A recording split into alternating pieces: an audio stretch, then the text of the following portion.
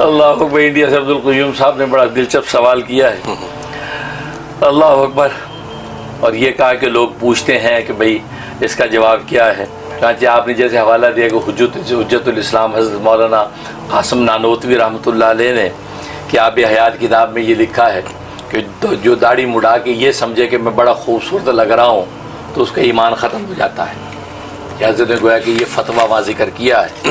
تو یہ پوچھ رہے ہیں کہ کیا یہ بات صحیح ہے. اور یہ پوچھ رہے ہیں کہ بھئی اگر کوئی داڑھی منڈا جو ہے دلہا بن کے آئے تو ظاہر ہے کہ وہ دلہا بن کے جب آ رہا ہے داڑھی منڈا تو اپنے آپ کو خوبصورت سمجھ کے آ رہا ہے تو اس کا ایمان تو پہلے سے گیا, تو نکاح کیسے ہوگا. تو یہ عبدالقیوم صاحب نے دلچسپ سوال کیا ہے. پہلی بات یہ کہ آب حیات میں حضرت مولانا قاسم نانوتوی رحمۃ اللہ نے جو لکھا ہے وہ بالکل برحق لکھا ہے, بالکل درست لکھا ہے. اس لیے کہ یہ بات یاد رکھیں کہ داڑھی جو ہے وہ مرد کی زینت ہے, مرد کی زینت ہے, اس کی خوبصورتی ہے. اور انبیاء کرام علیہ الصلوۃ والسلام کو اللہ اس روح زمین پر سب سے خوبصورت حلیہ عطا فرماتے ہیں. جیسے داڑھی ان کا یہ وضع قطع کا حلیہ ہے انبیاء کا, بلکہ حدیث میں آتا ہے کہ ملائکہ کی ایک جماعت ایسی ہے جو عرش الہی کے ارد گرد جو ہے وہ جھومتی ہے اور وہ یہ تسبیح پڑھتی ہے سبحان من زین الرجال باللحیٰ, کہ پاک وہ ذات جس نے مردوں کو داڑھیوں سے زینت بخشی, وہ زین النساء بالزوائد, اور جس سے عورتوں کو لمبی زلفوں کے ساتھ زینت بخشی. تو گویا کہ لمبی زلفیں عورتوں کے لیے زینت و خوبصورتی ہے اور داڑھیاں جو ہے مردوں کے لیے خوبصورت و زینت ہے.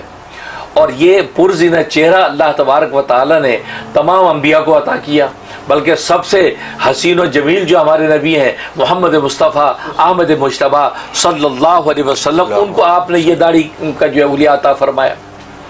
تو لہٰذا سب سے حسین خوبصورت چہرہ تو داڑھی والا چہرہ جو نبی کا چہرہ ہے. لہٰذا داڑھی مڑا کے کوئی دیکھ کے کہے کہ میں بڑا خوبصورت لگ رہا ہوں تو گویا کہ اسے در پردہ نبی کے اس حلیے پر اعتراض کیا ہے کہ داڑھی والا چہرہ بدصورت ہے. نعوذ باللہ داڑھی والا چہرہ بدصورت ہے. گویا کہ اس نے نبی پاک صلی اللہ علیہ وسلم کے اس چہرے کو بدصورت قرار دیا ہے. اور نبی کے چہرے کو بدصورت کہنے سے کافر ہو جاتا ہے کہ نہیں ہوتا؟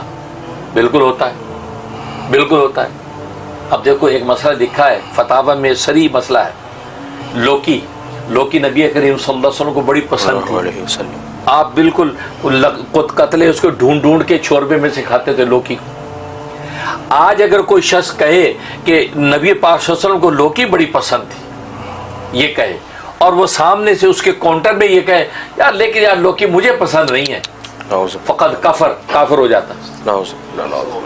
تو اسے نبی پاک کی پسند کے مقابلے میں کہ کاؤنٹر کر کے کہا یار مجھے پسند نہیں ہے, کیونکہ اسے نبی کی پسند کو ناپسند کیا ہے, لہذا کافر ہو جاتا ہے. لہذا اس کو تجدید ایمان کرنا پڑے گا, پہلے توبہ کرے گا, پھر کلمہ ایمان پڑھے گا, پھر اگر نکاح کیا ہوا تو نکاح ختم ہو گیا نکاح دوبارہ کرے گا, تجدید نکاح ہوگا. اور لوکی کے بارے میں, اور یہاں تو نبی پاک صلی اللہ علیہ وسلم کا چہرہ انور ہے جس کو دیکھ کے ملائکہ جھومتے ہوں, اور آپ داڑھی مڑا کے کہتے یار میں بڑا خوبصورت لگ رہا ہوں. اس کا مطلب ہے آپ نے مغربی دنیا کا جو افریت تھا ان کی نظر میں جو خوبصورتی تھی اس کو خوبصورت سمجھا, حالانکہ وہ خوبصورتی نہیں بدصورتی ہے. اس لیے وہ جو لکھا بالکل برحق لکھا ہے, کافر ہو جاتا ہے. اب رہا یہ سوال کہ دلہا جو ہے داڑھی مڑا کے آگے بیٹھا ہے اور وہ تو پہلے سے گویا کہ ایمان اس کا ختم ہو گیا ہے, اب یہ وہ اس صورت میں اس کے کیا حکم ہوگا؟ اس کا جواب یہ ہے, اسی وجہ سے آپ نے دیکھا ہوگا کہ بہت سے محتاط علماء جب نکاح پڑھاتے ہیں تو دلہا سے جو ہے وہ کلمہ ایمان کلمہ شہادت کلواتے ہیں. ہاں اس لیے کلواتے ہیں کیونکہ ایمان پتہ نہیں ہم نے کون سے ایسا کلمہ کفر کہہ دیا ایمان ختم ہو گیا. بلکہ یہ تو علامہ شامی رحمۃ اللہ علیہ نے فتاوی شامیہ میں ایک مسئلہ لکھا ہے کہ جو گھروں میں شادی شدہ لوگ ہیں وہ بھی ہمیشہ جو ہے وہ 8-10 دن کے بعد تجدید ایمان کیا کریں. کیوں؟ اس لیے کہ اگر مرد سے کلمہ کفر نہیں نکلا تو عورتیں عام طور پر کلمہ کفر بہت سا بول جاتی ہیں جس سے ایمان ختم ہو جاتا ہے. لہذا وہ کہتے ہیں کلمہ ایمان کی تجدید کیا کریں, تجدید کرنے کے بعد پھر گھر کے ہی گواہوں کے سامنے تجدید نکاح بھی کیا کریں. انہوں نے ہر ہفتے تجدید نکاح کا حکم فرمایا ہے. اور آج ہماری حالت ہے, ہم تو قدم قدم پہ پتہ نہیں کیا کچھ بک جاتے ہیں. جہالت میں عورتیں کیا کچھ بک جاتی ہیں. وہ کلمہ ایمان چلا گیا تو ایمان کہاں رہا, نتیجہ کیا ہوا؟ پھر تبھی تو آج دیکھتے ہیں ہمارے گھروں کے اندر برکتیں کیسی پڑ رہی ہیں. گھروں کے اندر کیا احوال پیدا ہو رہے ہیں، پھر آگے اولادیں کس طرح کی پیدا ہو رہی ہیں، یہ ساری یہ باریکیوں پہ نگاہ نہ ہونے کی وجہ سے ہو رہا ہے۔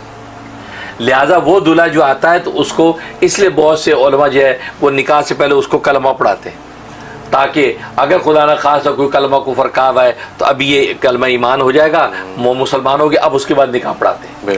اور یہ رویہ اچھا ہے، ہونا چاہیے کہ اس کا جو ہے کلمہ ایمان اس کا دہرائیں۔ اور خاص طور جیسے آپ بتا رہے داڑھی منڈا اگر آیا ہے اور داڑھی منڈا اگر اپنے آپ کو سمجھ رہے میں خوبصورت لگ رہا ہوں، دیکھو پھر اس کے اندر یہ چیز ہے کہ بس اوقات وہ داڑھی منڈاتا ہے لیکن وہ سمجھتا ہے کہ بس یار بس عام کلچرل ایک بات ہے یار، داڑھی مڈاؤ، داڑھی رکھ کے بڈھا لگوں گا یا بڑی عمر کا لگوں گا، مولانا لگوں گا، حافظ صاحب لگوں گا، یار مجھے یہ نہیں لگ رہا۔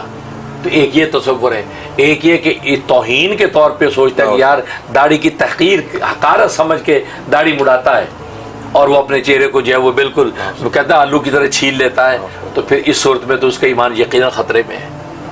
اس لیے جو ہے اس لیے ایسے دلہا جو ہے جن کے بارے میں آپ کو ایسا شبہ ہو تو کلمہ ایمان پڑھوانا چاہیے، اس کے بعد جو ہے اس کا جو ہے نکاح پڑھانا چاہیے۔ باقی تجدید ایمان اور تجدید نکاح اس شخص کو کرنا چاہیے کہ جس نے یہ کہہ دیا کہ میرا چہرہ جو ہے داڑھی مڑا کے خوبصورت لگ رہا ہے، اس لیے نبی پاک صلی اللہ علیہ وسلم کی اس نے سنت کی حقارت کی ہے، اس وجہ سے حضرت نانوتوی فرماتے ہیں اس کا ایمان چلا جاتا ہے۔ جی